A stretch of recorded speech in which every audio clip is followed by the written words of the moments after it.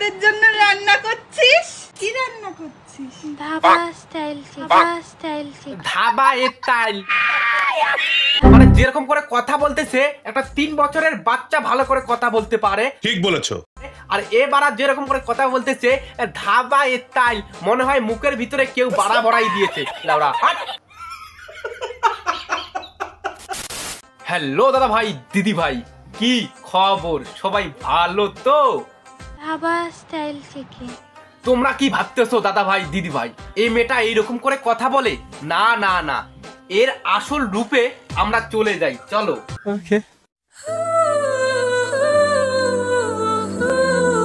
দেখে নিয়েছো 21 বছরের কোচি যুবতী। এর ভিডিও যারাই দেখে তারাই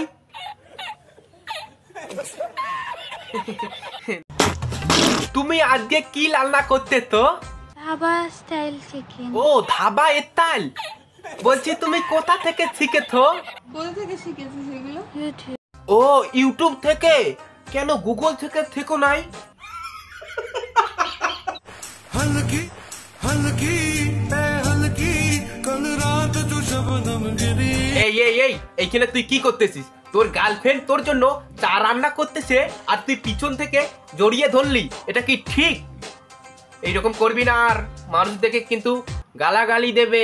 সঠিক বলেছেন। দাদা ভাই, তোমার কি বাড়ি থেকে তোমাকে কি বিয়া দিতেছে না? তোমার কি খুব যৌবনের জ্বালা? তোমার কি খুব পাটি অস্থির হয়ে যায়? তাহলে অবশ্যই এই ময়ূর তেলটা ব্যবহার করবেন। যে ব্যবহার করে একবার সে চায় বারবার। হ্যাঁ, গোছাগুছি পরিষ্কার করি, তারপর দেখ। বলছি মামুনি, মুখের ভিতর থেকে বারাটা বের করে নিয়েছো, তার জন্য ভালো করে কথা বলতেছো, তাই না? Dhaba style. Dhaba style chicken. Dhaba style. বাহ, দারুণ নাচ। বলছি মামুনি, তুমি কি ঘুমিয়ে নাচ করতেছো না জেগে নাচ করতেছো? যেরকম করে নাচ করতেছো।